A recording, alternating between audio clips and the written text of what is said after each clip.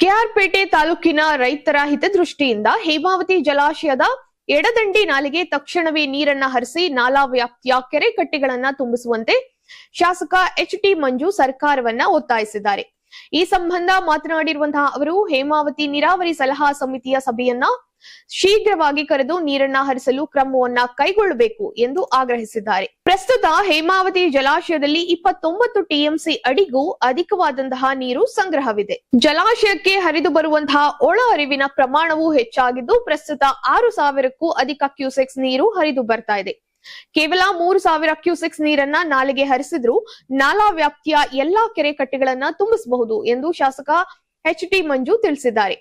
ಈ ಕುರಿತು ಜಲಸಂಪನ್ಮೂಲ ಸಚಿವ ರಾಮಲಿಂಗಾರೆಡ್ಡಿ ಹಾಗೂ ಹಾಸನ ಮತ್ತು ಮಂಡ್ಯ ಜಿಲ್ಲಾ ಉಸ್ತುವಾರಿ ಸಚಿವರೊಂದಿಗೆ ಚರ್ಚಿಸಿದ್ದು ಶೀಘ್ರ ಕ್ರಮ ಕೈಗೊಳ್ಳುವಂತಹ ಭರವಸೆ ದೊರೆತಿದೆ ಅಂತ ಅವರು ಹೇಳಿದ್ದಾರೆ.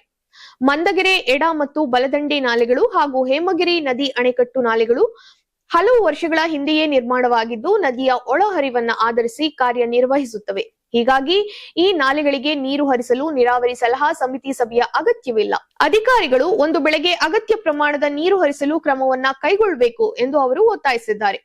ಕೆರೆ ಕಟ್ಟೆಗಳನ್ನ ತುಂಬಿಸಲು ಸರ್ಕಾರ ಮತ್ತು ಅಧಿಕಾರಿಗಳು ತಕ್ಷಣ ಕ್ರಮ ಕೈಗೊಳ್ಳದಿದ್ದರೆ ತಾಲೂಕಿನ ರೈತರೊಂದಿಗೆ ಸೇರಿ ಬೀದಿಗಿಳಿದು ಹೋರಾಟವನ್ನ ನಡೆಸಬೇಕಾಗುತ್ತೆ ಎಂದು ಶಾಸಕ ಎಚ್.ಟಿ. ಮಂಜು ಎಚ್ಚರಿಕೆಯನ್ನ ನೀಡಿದ್ದಾರೆ.